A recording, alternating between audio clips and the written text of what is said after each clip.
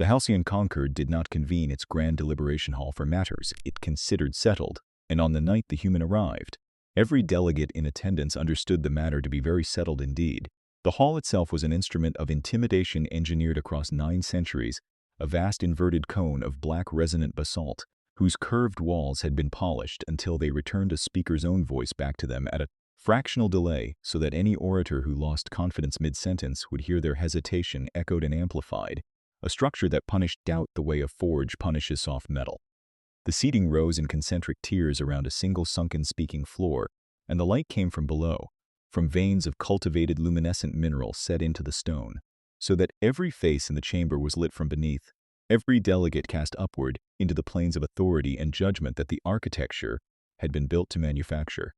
240 voting members of 11 species filled those tiers, and they had gathered not to be persuaded, but to perform a foregone conclusion, to deny the human petition for provisional membership, and to do it with the theatrical contempt that the Concord reserved for applicants it found beneath serious consideration. The vote had been whispered into agreement days before anyone took their seat. The outcome was a formality. The human was a joke they had assembled to enjoy together. Into this chamber, alone, walked a man named Daniel Reyes, and the Concord's assessment of him was immediate and unkind. He was small. He stood barely above the speaking floor railing, an unremarkable figure in a plain gray suit with no insignia of rank, no luminous house marking, no ceremonial augmentation of any kind, carrying a single battered cassette in one hand and nothing else, no entourage, no translators, cast, no honor detail. He did not look like a representative of a species petitioning for a seat among the great powers.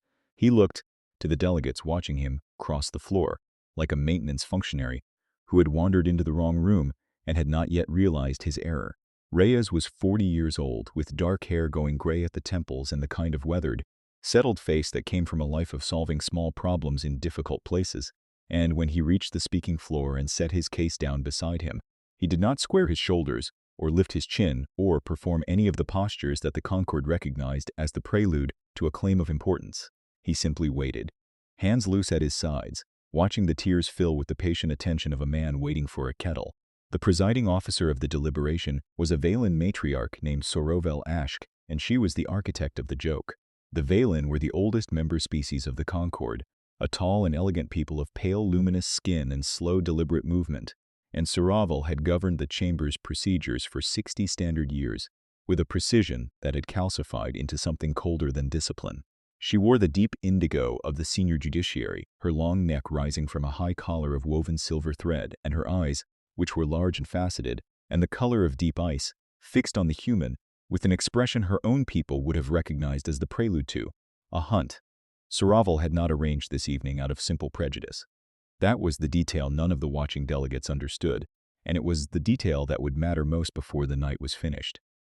She had arranged it because the human delegation, in the 3 years of preliminary contact, had asked one question too many about the Concord's resource allocation ledgers, and Sorovel Ashk had spent 4 decades quietly diverting a fraction of the Concord's mineral tithe into accounts that did not officially exist. The human petition was not a nuisance to her vanity. It was a threat to her survival, and so she had decided to destroy it publicly, completely, and with such overwhelming consensus that no future inquiry would ever think to look behind the verdict. She opened the deliberation with a courtesy so elaborate it was indistinguishable from an insult. She welcomed the representative of the human species to the grand hall. She expressed the Concord's gratitude that a people so young and so eager had traveled so far to be heard, and she invited the gathered delegates to extend to the petitioner the full patience their inexperience would surely require. A ripple of amusement moved through the tiers, a soft layered sound like wind through dry reeds, the laughter of 240 beings who had been told the verdict and now merely awaited the entertainment. Reyes listened to all of it without expression. When the translation finished in the small device clipped to his collar, he nodded once, the small polite nod of a man acknowledging a host, and he did not appear to register that he had been laughed at, which only made the laughter spread. Sorovel laid out the terms of the deliberation with the smooth confidence of a closed door. The human petition would be heard. The petitioner would be permitted to address any objection raised by the floor, and at the conclusion of the session, the Concord would vote on provisional membership, a vote that required not a simple majority but full unanimity, a threshold the Concord had set centuries ago precisely so that it would almost never be reached. so that the great powers could maintain the fiction of an open door, while ensuring the door stayed shut. No applicant species had achieved unanimity in 400 years. Saraval named the threshold with particular care because she wanted the human to understand the scale of what he could not possibly accomplish, and she watched his face as the translation reached him, searching for the flicker of despair that would confirm the evening's success. She found nothing. The human had heard her describe an impossible standard and had responded with the mild interest of a man being told the local weather. The first objection came from the Thren delegation, and it was designed to humiliate.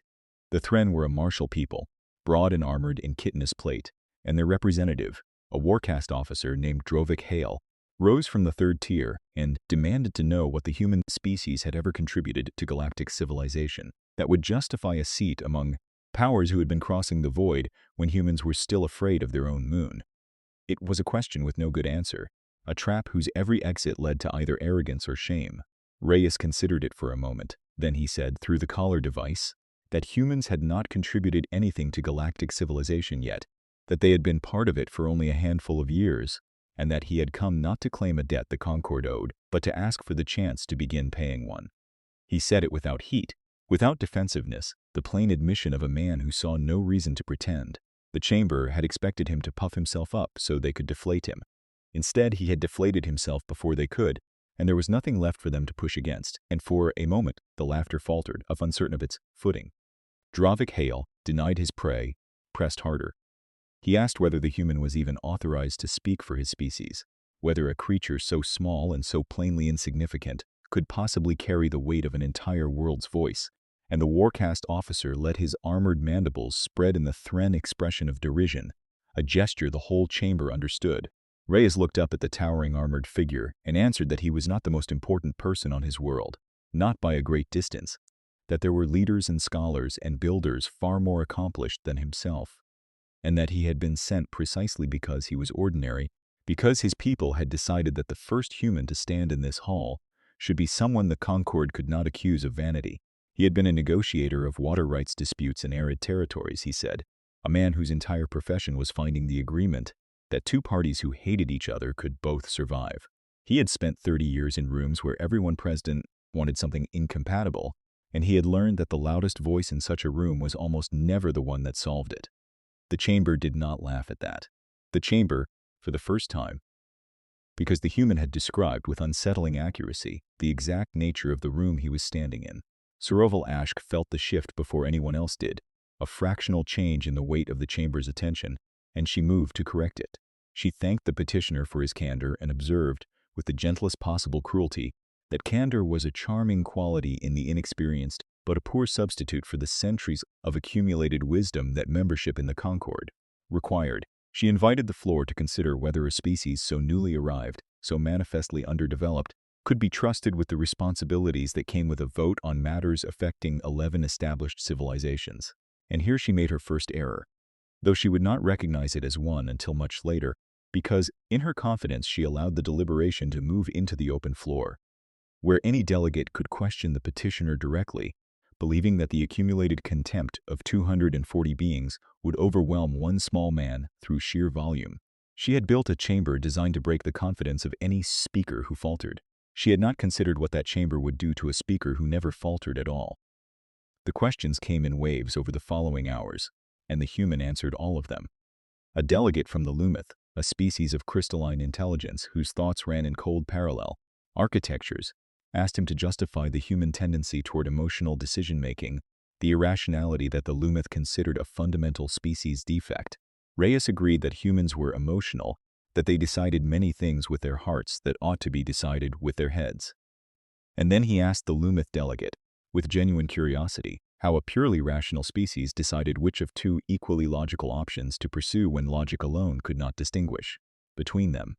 The crystalline delegate paused, its internal light flickering through several configurations, and did not immediately answer because the question touched a known weakness in Lumith cognition, the decision paralysis that afflicted them when faced with true equivalence, the very flaw that had kept their brilliant civilization smaller than its intelligence should have allowed. Reyes had not asked the question to wound. He had asked it because he was actually curious, and the Lumith delegate, who had spent its life being feared for its mind, found itself in the unfamiliar position of having been asked a real question by someone who genuinely wanted to know the answer. This was the thing the chamber could not categorize.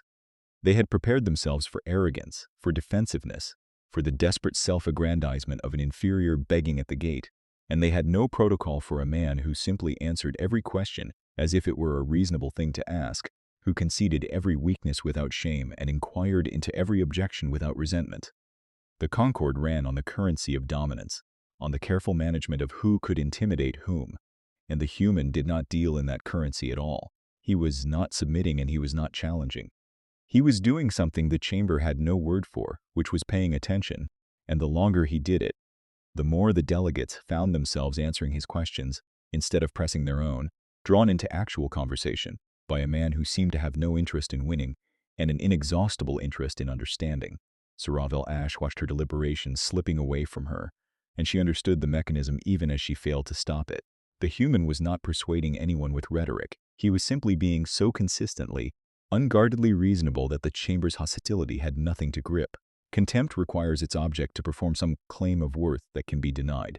Risk claimed nothing, and so the contempt, finding no purchase, began to slide off him entirely, and in its place grew the far more dangerous thing, which was respect, the slow involuntary respect of professionals, recognizing competence in a domain they had believed they alone understood. Saravel needed the verdict to be unanimous against him. She had built the entire evening around the certainty that unanimity was impossible to achieve in his favor, never imagining she would need to worry about it tilting the other way. She decided to end the conversation before it could go further, and she reached for the procedural weapon she had held in reserve. She announced that the hour had grown late and that the Concord could not be expected to deliberate indefinitely, and she invoked an ancient provision, the trial of standing, a procedure so rarely used that most delegates knew it only as a historical curiosity. Under the trial of standing, when a petition's merit was genuinely in question, the presiding officer could require the petitioner to demonstrate fitness not through words, but through a practical test of the Concord's choosing, administered immediately, with failure resulting in the petition's permanent dismissal. Saravel framed it as a generosity, a final chance for the human to prove through action what his words could not. In truth, it was an ambush. The test she intended to set was one no unprepared outsider could pass, and when he failed it, the dismissal would be automatic and final, and the inquiry into her ledgers would die with the human petition.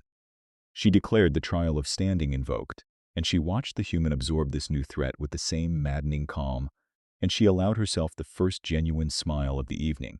The test, she announced, would concern the chamber's own life support infrastructure. The grand hall, being sealed and ancient, maintained its atmosphere through a central regulation system buried beneath the speaking floor, a system of such complexity that only the Concord's specialist technician caste could service it, a caste that trained for decades in its arcane architecture. Saravel proposed that the human, who claimed to be a practical man, should demonstrate his practicality by assisting the technician caste in a live diagnostic of the regulation core, a task so far beyond any outsider's competence that his uselessness would be exposed in front of the entire chamber. She expected him to refuse, or to attempt it and fail visibly within minutes. She gestured to the floor, where a section of the basalt was already retracting to reveal a descending stair into the machinery below, and she invited the petitioner to prove himself among the engines that kept them all alive. Reyes picked up his battered case and walked to the opening in the floor without hesitation, and something in the readiness of it, the complete absence of fear or reluctance, made the chamber lean forward as one body. The technician caste who met him below were a species called the Corin, small and many-limbed and built for the cramped interior spaces of machinery, and their senior among them, a wiry elder named Tessic IV, regarded the human with the open hostility of a master craftsman watching an amateur approach his tools. Tessic had been ordered to let the human fail. He intended to enjoy it. He led Reyes through a low passage to the regulation core, a towering assembly of pipes and recirculation membranes, and pressure-balanced exchange vanes that filled a chamber the size of the deliberation hall. Above it, and he explained nothing, offering only the cold instruction that the human should observe and assist and try not to break anything. Irreplaceable. What Tessic IV did not know, what none of them knew, was the precise nature of the life Daniel Reyes had lived before he became a diplomat. He had not always negotiated water rights from behind a table. For the first 20 years of his working life, he had been the man who fixed the systems that delivered the water, who crawled through the recirculation plants and atmosphere processors of frontier colonies, where a single failure meant a town suffocated or went thirsty in the dark, where the equipment was always too old and the budget was always too small, and the only thing standing between a population and disaster was a handful of practical people who understood how to keep failing machinery alive. He had spent 2 decades learning the universal grammar of life support engineering, the deep logic that any sealed environment must obey regardless of who built it, the immutable physics of pressure and flow and exchange that no civilization, however ancient, could legislate away. He looked at the core and regulation core, and he did not see an alien mystery. He saw a recirculation system, and recirculation systems, anywhere in the universe, spoke a language he had been fluent in since he was 20 years old. He did not announce this. He simply began to watch, moving along the assembly with his hands clasped behind his back, reading the system the way another man might read a face. And within a few minutes he had noticed something. He asked Tessic 4, in the mild tone of genuine inquiry, what the intended pressure differential was across the third exchange membrane, and the Koran elder, surprised that the human knew the membrane existed, named the figure with reluctant precision. Reyes nodded and observed that the membrane appeared to be running at roughly 4% below that figure and that the deficit seemed to be increasing slowly. And he asked whether that was an expected behavior or a developing problem. Tessic 4 went very still. The deficit was not expected. The deficit was, in fact, the early signature of a membrane fatigue cascade, a slow failure that the Koran caste had not yet detected because their monitoring instruments sampled the differential only once per cycle, and the drift was still within the margin their systems treated as noise. The human had spotted, by eye, in 4 minutes, a developing fault that the specialist caste's own instruments had missed. Tessic 4 did not say any of this aloud. He moved to the instrument bank and checked the membrane's history, and the readings confirmed the human's observation, and the old technician felt the floor of his certainty shift beneath him. Above, in the deliberation hall, Soravel Ashk waited for word of the human's failure and grew uneasy as the minutes stretched and no word came. She had expected a swift and humiliating dismissal. Instead, the chamber sat in restless silence, and the longer the silence held, the more the delegates began to murmur. Because the trial of standing was supposed to produce a quick verdict, and this delay suggested something other than failure was unfolding below. Soravel sent an attendant to the descending stair to report on the human's humiliation, and the attendant returned with a face that carried no news of humiliation at all, only confusion, and the report it delivered in a low voice to the matriarch made her faceted eyes narrow into something close to fear. The human was not failing. The human was working. Below, the membrane fatigue cascade had become the least of the night's concerns. Reyes, following the thread of the pressure deficit deeper into the system, had asked to see the core's primary balance ledger, the master record of the chamber's atmospheric exchange, and Tessic 4, now treating the human with the wary attention one professional gives another, had granted the request without argument. Reyes read the ledger with the patient thoroughness of a man who had read 10,000 such ledgers, and as he read, his expression changed, the only change in expression the chamber would witness from him all night, a slight settling of the jaw that the Koran technician, watching closely, recognized as the look of a man who has found something he was not looking for. The ledger did not balance, not by a small margin of expected loss, by a large and deliberate margin, a steady diversion of regulated atmospheric processing capacity away from the chamber's own systems and into an external draw that the ledger recorded but did not explain, a draw that had been running, the timestamps showed, for nearly 40 years. Reyes did not understand the politics of what he was looking at. He understood only the engineering, and the engineering told him a simple and alarming story. Someone had been siphoning a portion of the Grand Hall's life support capacity for 4 decades, and the siphon had been calibrated carefully enough to stay below the threshold of notice. But the membrane fatigue he had spotted was the beginning of the end of that careful calibration, because the diverted load had been slowly overworking the entire core, accelerating the wear on every component, and the system was now approaching a point where the cascade would no longer be slow. He turned to Tessic 4 and asked the old technician, plainly, whether he knew about the external draw on the balance ledger, and Tessic 4, who had served this machinery for 200 years, and had never been permitted to see the master ledger before this night, because access to it was restricted to the office of the presiding officer, looked at the figures the human was pointing to and understood, all at once, why his core had been aging faster than its maintenance records could explain, and who had locked the ledger away from his caste's eyes, and what it meant. The two of them, the human diplomat and the alien technician, stood together in the humming dark of the machinery, looking at the same set of numbers, and arriving at the same conclusion from opposite directions, Reyes from the engineering and Tessic from the history, and neither of them needed to say aloud what the numbers meant. The siphon led somewhere. The ledger recorded the diversion but masked the destination, and the only office with the authority to mask it was the office that had locked the ledger away in the first place. Tessic IV had spent 2 centuries believing his core was simply old. He understood now that it had been bled, and he understood that the bleeding had been hidden by the same authority that had sent this human down here to be humiliated, the authority that had, by sending him, accidentally handed him the one ledger she had spent 40 years keeping out of competent hands. Reyes asked the old technician a single careful question. He asked whether the membrane cascade, left unaddressed, posed a danger to the chamber above. Tessic IV did the arithmetic he should have been able to do years ago if he had ever been allowed to see the true load on his system, and the answer frightened him. The cascade was no longer slow. At its current acceleration, the third membrane would fail within hours, and its failure would shift the entire diverted load onto the remaining membranes, which would fail in sequence, and the chamber above, sealed and ancient, and full of 240 delegates, would lose atmospheric regulation entirely before the night was out. The joke of an evening had become, without anyone in the hall above knowing it, a genuine emergency, and the human who had been brought down here to fail was the only person in the building who had seen it coming. What Reyes did next, he did without consultation and without ceremony, because it was simply the correct thing to do, and he was a man who did the correct thing as reflexively as breathing.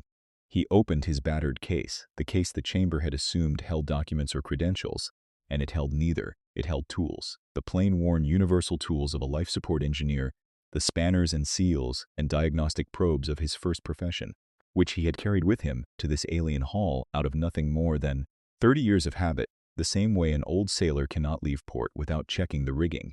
He had not brought them as a strategy.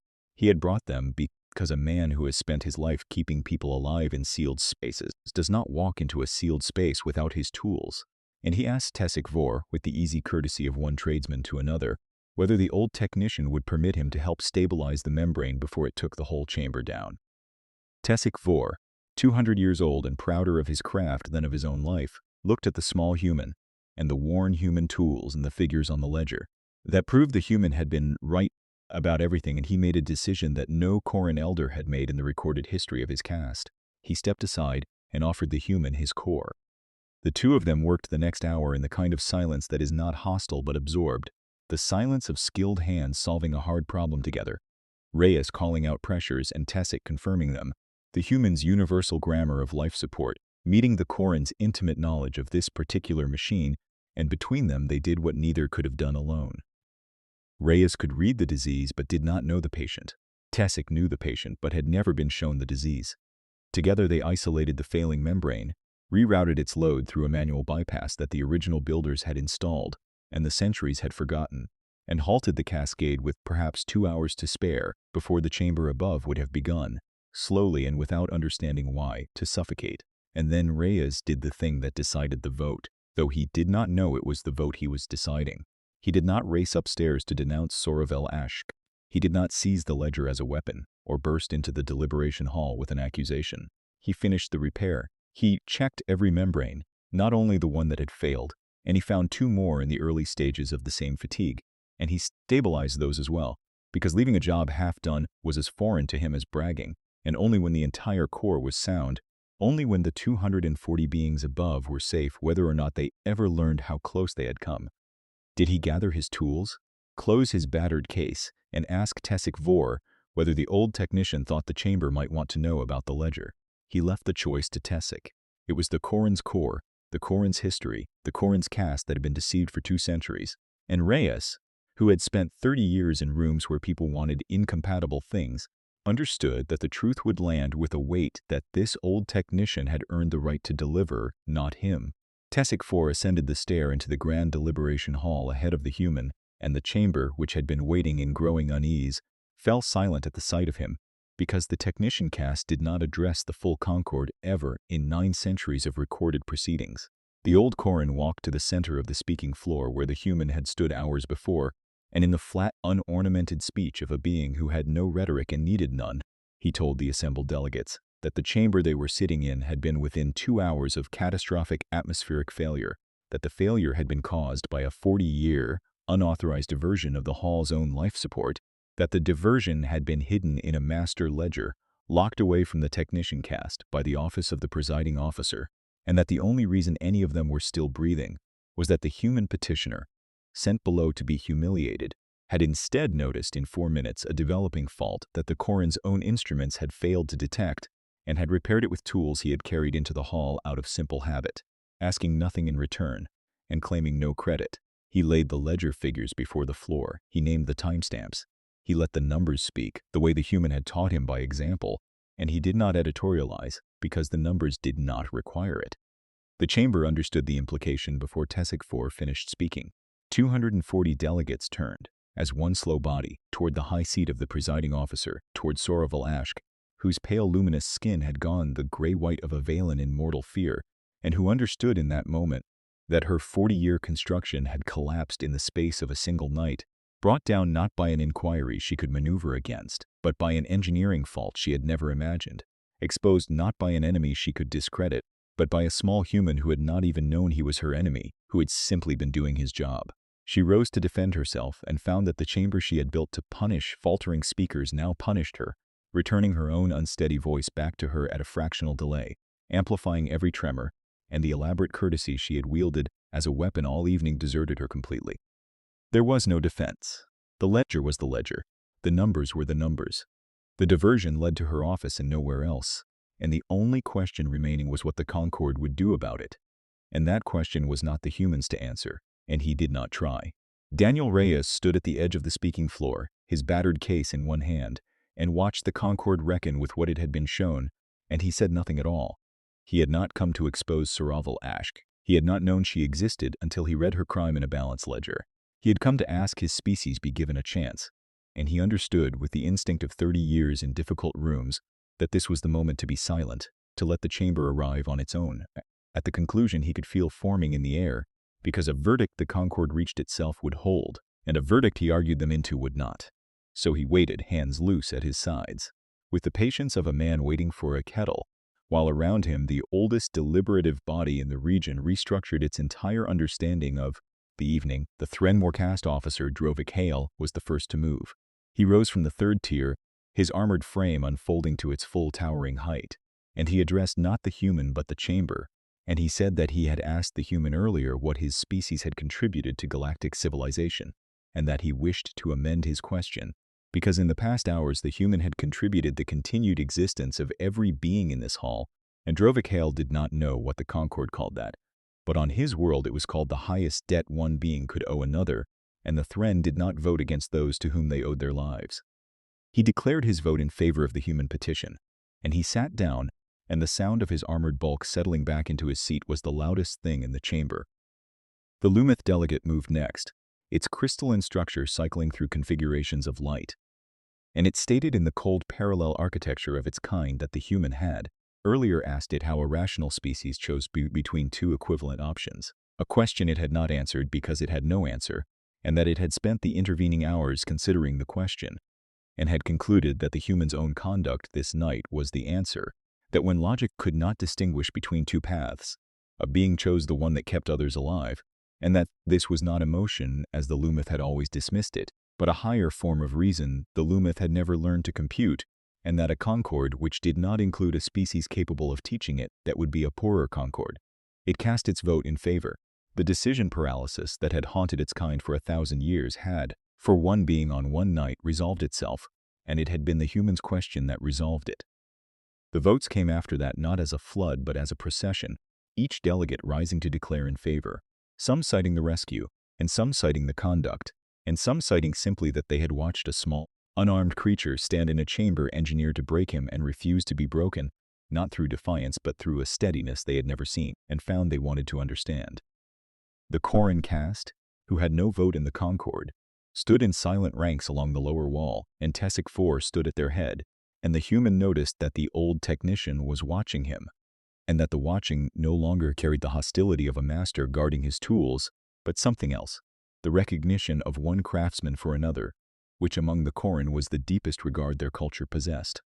One by one the 11 species and the 240 delegates declared themselves, and the Count climbed toward the threshold.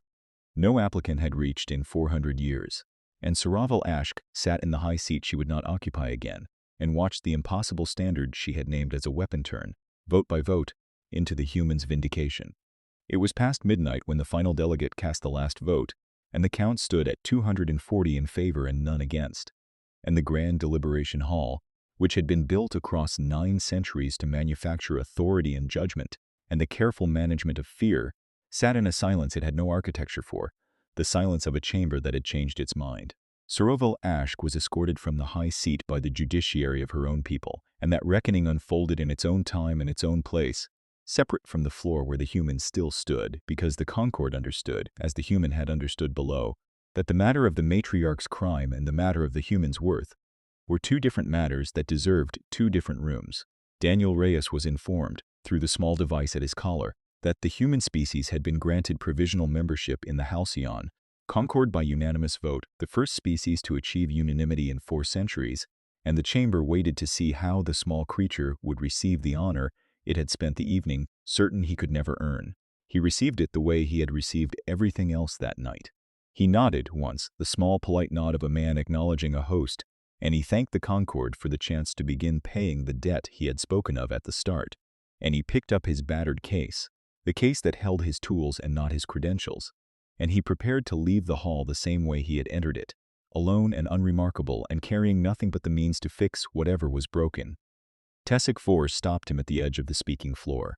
The old Corin technician, who had not addressed an outsider with anything but contempt in 200 years, held out one of his many small hands, and in it was a single component, a worn manual bypass coupling, the very part from the forgotten emergency reroute they had used together to save the chamber, removed from the core and offered now to the human.